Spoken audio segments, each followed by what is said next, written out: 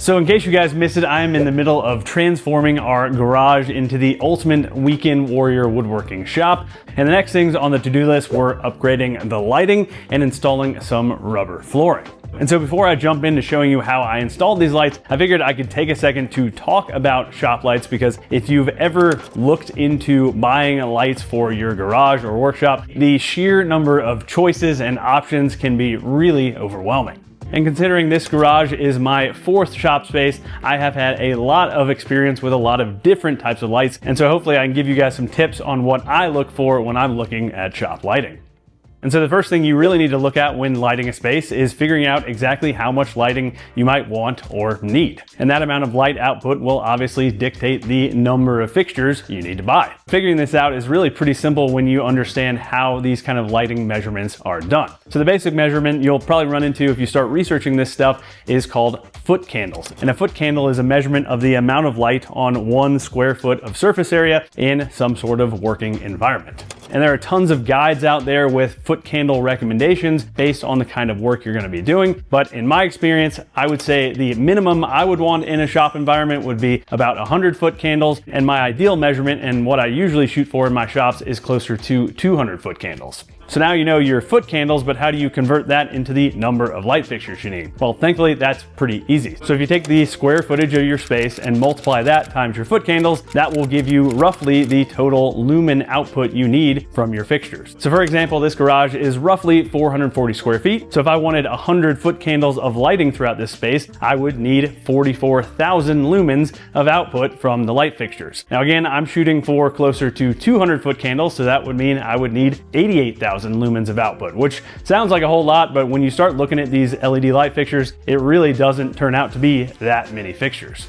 And so once you have the total number of lumens you need for your space, you can start looking at the different fixture options out there. And let me tell you, there are a ton of them. First of all, I would say that LED lighting is pretty much the only choice in this day and age. Fluorescents are very outdated. The light quality coming off of fluorescent bulbs isn't nearly as good as something like LED lighting. LEDs use a lot less power, they last longer, they're dimmable. I would look pretty much exclusively at LED lighting. But even when you narrow it down to LED lighting, there are still a ton of options between the different light form factors, color temperature, CRI, all that kind of stuff. So let's talk about some of those. So first of all, LED shop lights come in a bunch of different form factors. Some of them are based around LED strips. That's the ones I used in this shop. Another popular option are the round high bay lights, sometimes called UFO lights. And I used some of those in my main shop while I was in the process of building that place out. Another pretty trendy LED light option that I've seen popping up a lot are these hexagon lights, and I installed some of those at my main shop as well. And then if you happen to have a drop ceiling in your shop space, you could look at something like troffers, which drop right into that kind of ceiling grid system.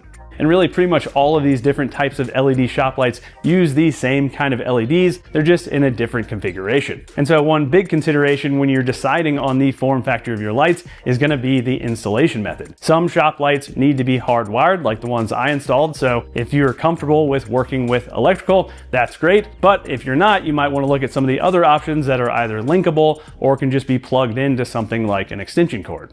Color temperature is another big consideration, and this is rated in Kelvin, and that's why you might see that capital K at the end of a lot of these color ratings. I tend to prefer something in the 5,000 Kelvin range. Once you get above that 6,000 Kelvin rating, the light starts to get kind of harsh and sterile, at least in my opinion.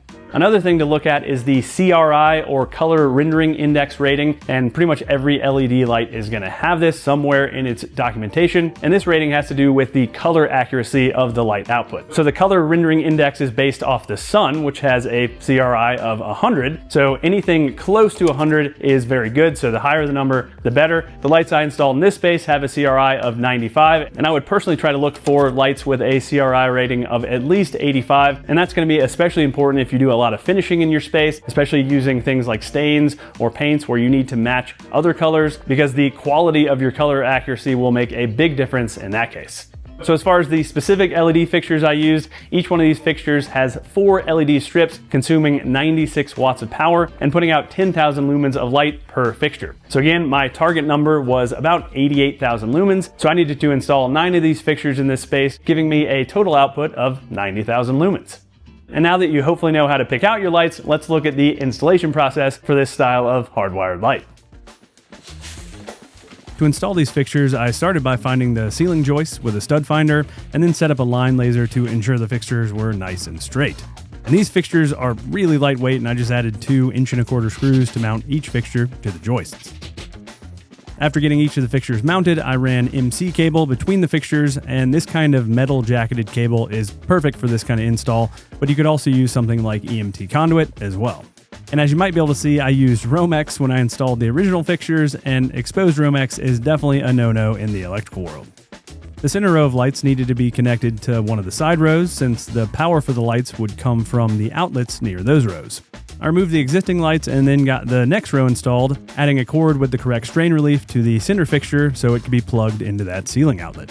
And I had converted the original light fixtures in this garage to outlets years ago, and so those could power these shop lights. Let's take a second to talk about the sponsor of this week's video, AG1. So it seems like my New Year's resolution always has something to do with health, and as part of my health goals for 2026, I've added AG1 to my daily routine. And AG1 is basically my go-to for filling those common nutrient gaps in my diet, and there are honestly probably quite a few of those considering I'm such a picky eater. AG1 includes 75 plus vitamins, minerals, whole food sourced ingredients, probiotics, and adaptogens all in one convenient daily serving. It takes the place of my daily multivitamin, and I know that with 1 scoop or packet every day, I'm good to go. AG1 supports things like gut health, energy, and more, and I like to think of it as my daily dose of nutritional insurance. Also, AG1 is vegan, paleo, keto-friendly, gluten-free, and doesn't contain any junk like artificial sweeteners, herbicides, or pesticides. So if you're looking to start the new year off right, for a limited time, if you go to drinkag1.com/craftedworkshop or scan the QR code here on the screen, you'll get a free AG1 duffel bag and free AG1 welcome kit with your first subscription order while supplies last. Thanks again to AG1 for sponsoring this week's video, and let's get back to work. Finally, I can get the first 2 rows of lights fired up, and let me tell you, these things are bright. So I'm not sure how obvious it is on camera how much brighter it is in here, but each of these fixtures has double the number of strips, so I'm essentially doubling the light output here in the garage, and let me tell you, it feels much more like one of my normal shop environments because I personally love a really bright shop. It's obviously really good for filming, but I think just for working, being able to see your lines and things like that when you're marking out layout lines on your projects, it is just so nice to have a ton of light, and with LED lights these days, they just don't draw very much electricity, so I don't see much of a reason not to have a ton of light in pretty much any workshop. Also, I'm not sure if you can hear that in the background, but that's gonna be one downside to working out of a garage versus more of a commercial space. It seems like no matter what time of day it is, there is always some sort of lawn equipment running here in my neighborhood, but definitely gonna have to figure out how I can potentially deal with some of that noise. I repeated the process for the last row of lights, and let's take a closer look at how this type of hardwired shop light is actually wired. So thankfully, wiring these types of LED fixtures is really simple, even if you don't have a lot of electrical experience. Basically, you just need to bring power in here coming from your panel. That's going to be coming in at 120 volts. In this case, you attach your 3 wires, hot, neutral, and ground, to these 3 wires, which are then attached to the LED drivers, which are responsible for taking that 120 volts of power and stepping it down to the voltage that the strips are going to use. And so most of these are going to come completely pre-wired like this. So all you're really going to need to do is attach your line voltage to these wires and then attach the LED strips to the wires coming off of the other end of the drivers. And in this case, these lights have quick disconnects, so they're even easier to install and remove. You just snap them into place, and that's it. So again, I use this metal jacketed MC cable for my install, and you can use this as exposed wiring, at least on a ceiling. You will need to strip back the metal sheathing, and you do need a special tool for that, but I think this tool is only 20 or 30 bucks, so well worth it if you're doing a bigger lighting project. But then once you have the wire stripped back, you'll just run it in through some sort of connector. In my case, these are snap fit connectors. And then you just run it in, and then the sheathing snaps into place, and now it can't be pulled back out. So now if you are only bringing in the power to one light fixture and that's it, you would just connect these together. But I would imagine in most situations, you're gonna be running more than one light in a row. So then you would also need to bring in another wire from the other end of the fixture and then connect all 3 of these sets of wires together to allow the electricity to continue to flow through to the next fixture in line. And so then you can just tuck your wiring inside the enclosure, which is usually one of the more tricky parts because you're working overhead, and then you can add your screws. It looks like I'm missing a screw here, but I think you get the idea, and that's it. You're all done. And overall, this is a very simple process. The last electrical task in the garage was adding the outlet cover plates. And as you might remember from earlier in the series, I didn't like how squishy the plastic cover plates I had originally planned to use were, and I definitely think metal plates are a worthwhile upgrade in a shop environment. And I had stainless cover plates in one of my previous shops, but I thought these white plates looked really clean with the lighter plywood walls. Also, because I overcut the opening for some of these outlets, the tabs on the outlet weren't sitting on the plywood, which was causing them to flex a little bit. And the metal plates definitely help with this, but I still wanted the outlets to be a little further out from the box. I had seen these Unishim spacers in a video, but hadn't had a chance to try them out, and let me tell you, these things are awesome. They work in kind of the same way as a jam nut. They allow you to set the outlet proud of the outlet box with the Unishim locking against the outlet tab. The Unishims can be a little fiddly to get adjusted correctly, but they make the outlet feel much more secure, and I know there are quite a few loose outlets inside our house from some shoddy drywall work, and I will definitely be adding some of these Unishims to help with those as well. Next up on the list was something I knew was a must-have in this space, and that was rubber flooring. And as much as I hate to admit it, my body gets achier every year, and standing on concrete all day is a lot rougher than it was 10 years ago. And this rubber flooring should really help to provide a little cushioning for my joints, but it'll also protect any tools I might drop, and it'll also cover up our pretty beat up garage floor. The first step in installing the flooring was to move one of these rolls into place, and let me tell you, that was easier said than done. I think each of these rolls weighs over 150 pounds, and it was a feat to move these rolls. Another problem was just how crowded the garage had become, and I spent a few minutes shuffling stuff out of the way of the first row of flooring. Next, I needed to thoroughly clean the area, as the last thing I wanted was something ending up under the flooring, forever creating a lump in that spot. Once the area was clean, I could wrestle the roll into place, remove the plastic wrap, and start getting things laid out. So the ends of these flooring rolls aren't cut square from the factory, so the first step is to establish a square end to the roll. I used a level to help guide my blade, and I just let the blade do the work, trying not to put too much pressure on the utility knife while cutting. And I made 5 or 6 passes and then moved the level out of the way to finish the cut. Before doing that, I added a scrap of 2x4 under the flooring to spread apart the cut, which helped to reduce friction on the blade, and before I knew it, the cut was complete. Next, I could get the flooring positioned in its final location. And Flooring Inc., the company who makes this particular flooring, recommends leaving a roughly half-inch gap around the edges to allow for expansion and for any moisture under the flooring to escape. And thankfully, I still had the offcuts of my plywood walls, and these made perfect spacers. I got the flooring rolled out and marked where I needed to cut the other end, which was the same process as before.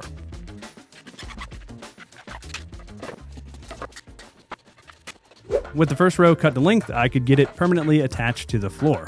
And first, I used a mallet to tap it securely up against the spacers, then marked where the edge of the first row landed. Next, I rolled the flooring back so I could add a strip of carpet tape, which is the recommended method to secure this flooring. Once the tape was down, I removed the backing paper and then flopped the flooring back in place, lining it up with my mark on the floor, and then walking along the edge to stick the flooring to the tape. And after removing the spacers, I repeated the process for the edge closest to the wall.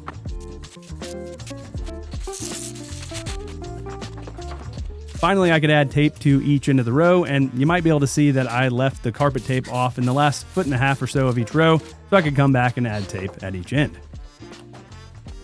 I repeated the process at the other end of the row, and then it was time to shuffle everything around again to make room for the second row.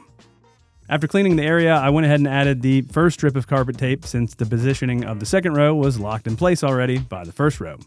Next, I wrestled the next roll into place, then repeated the whole process, squaring up the end, then adhering the roll in place with carpet tape. The other end of the second row was a little trickier though, because I had to cut around my first real obstacle, this step leading into our house. First, I needed to cut the roll to length, but that was easier said than done with the step in the way. And as a workaround, I marked a point on the roll, then measured from that spot to the wall. I could then peel back the roll and mark where I needed to cut using that previous measurement as my reference. From there, I could cut the row to final length, then I could lay out where I needed to notch the end to fit around the step. I slid the flooring back into place and marked the edge of the stair, then measured how far it protruded from the wall. And I maintained the same half-inch gap around the stair, so I factored that into my layout, and once I had everything laid out, I could get to cutting, which thankfully went smoothly.